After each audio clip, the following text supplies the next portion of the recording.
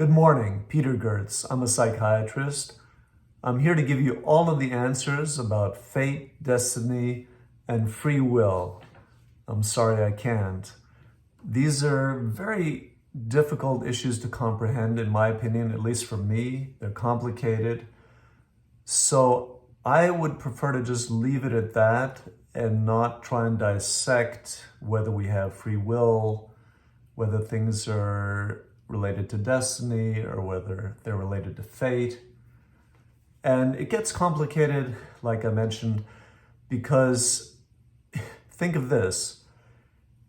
If you feel you have free will, could it be maybe you're destined, or maybe your fate is to have free will or to feel like you have free will? Because there can be potentially different levels. So if you feel you have free will, maybe it's your fate to feel like that.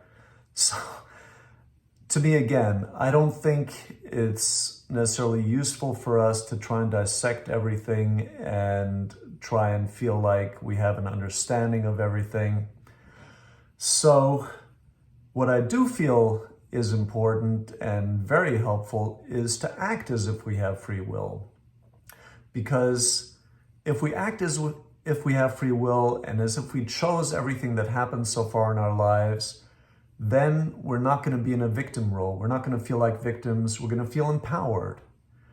And if we look back and feel that we chose everything that happened in our lives, then we're a lot less likely to feel regret.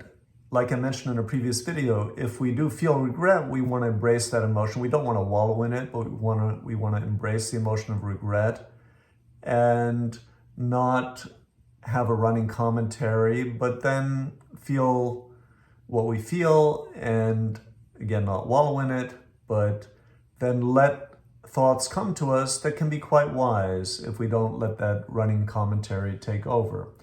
So again, it's important, in my opinion, to act as if we have free will, as if we chose everything that happened so far in our lives, and that can help us avoid the victim role. Now, and also can help us avoid regret, but again, if we feel regret, we want to respect that. Now, that definitely does not mean that we have control over everything in this universe. Absolutely not. We cannot control everything. And we want to be observant.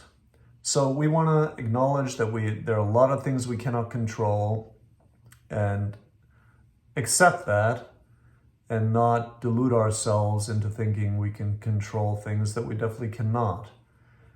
And we want to be observant.